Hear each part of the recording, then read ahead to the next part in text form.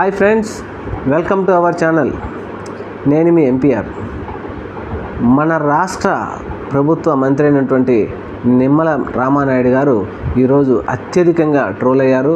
Troll అయిన తర్వాత ఆయన వారి పార్టీ ఆఫీస్లో మీటింగ్ పెట్టి బాగా కోపాక్తులు అయినట్టున్నారు. దాని గురించి మాట్లాడుకుందాం. దాని గురించి మాట్లాడుకునే ముందు మన ఛానల్ని like, share, comment and subscribe చేయండి.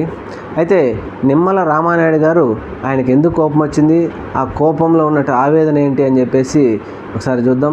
ఆయన 2024 సార్వత్రిక ఎన్నికల క్యాంపెయిన్ సమయంలో ఇంటింటికి తిరుగుతూ సైకిల్ యాత్ర అని చెప్పేసి ఆ నియోజకవర్గం మొత్తం ఆయన సైకిల్ యాత్ర చేశారు. అలాగే ఒకరోజు ఆయన వాకింగ్ చేసుకుంటూ క్యాంపెయిన్ సమయంలో ఒక ఇంటి దగ్గర ఆగేసి ఒక నలుగురు చిన్నపిల్లలు నిలబడి ఉంటే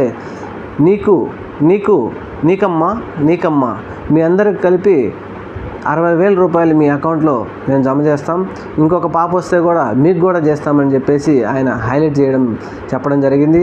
అది ఆ రోజుల్లో ఉన్నటువంటి వ్యక్తులు ఎవరో ఆ వీడియో తీసి సోషల్ మీడియాలో పెట్టడం.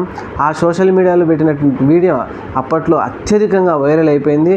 అయితే దాన్ని కొంతమంది అందరికీ వైరల్ అయిన వీడియో ఎలా ఉంటుందో మనకు తెలుసు, అందరికీ అది సోషల్ మీడియాలో ఉండిపోయింది. అయితే ఈరోజు ఈరోజు 2 రోజుల్లో మన ఆంధ్రప్రదేశ్ ప్రభుత్వంలోని విద్యాశాఖ ఒక జీవో MS-29 జీవో విడుదల చేయడం జరిగింది. అందులో ప్రతి తల్లికి 15,000 జమ చేస్తామని చెప్పారు. అయితే అందులో ఎంతమంది పిల్లలు ఉంటే అంతమందికి ఇస్తామని చెప్పారు 2024 సార్వత్రిక ఎన్నికల సమయంలో. మరి రామానాయుడు గారు చెప్పారు, అందరూ చెప్పారు. ఇప్పుడు మరి ఈ జీవోలో ఇలా ఏంటి అని చెప్పేసి నెటిజన్లు కానీ సోషల్ మీడియాలు కానీ ప్రతి ఒక్కరూ రామానాయుడు గారిని అత్యధికంగా ట్రోల్ చేయడం జరిగింది. అయితే దీని మీద ఆయన కొంచెం మనసు బాధ కలిగినట్టుంది. మీటింగ్ పెట్టేసి ఇదేంటి నా మీద పడ్డారు, నన్నెందుకు ట్రోలింగ్ చేస్తున్నట్టు ఆయన ఆవేదన వ్యక్తం చేశారు.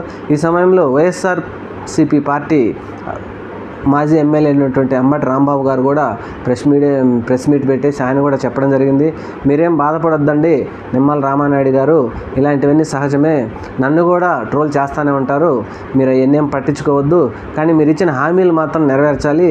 ప్రతి పాపకి ఇంట్లో ఎంతమంది ఉంటే అంతమందికి మీరు 15,000 ఇస్తామన్నారు, ఆ వాగ్దానాలు మాత్రం మీరు నెరవేర్చుకోవాలని చెప్పేసి అంబటి రాంబాబు గారు కూడా ఒక విధంగా అది సెటైరే అనుకోవాలి మనం.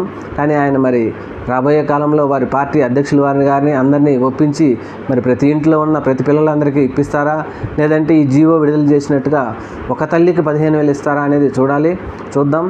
Thank you. మన ఛానల్ని సబ్స్క్రైబ్ చేయండి.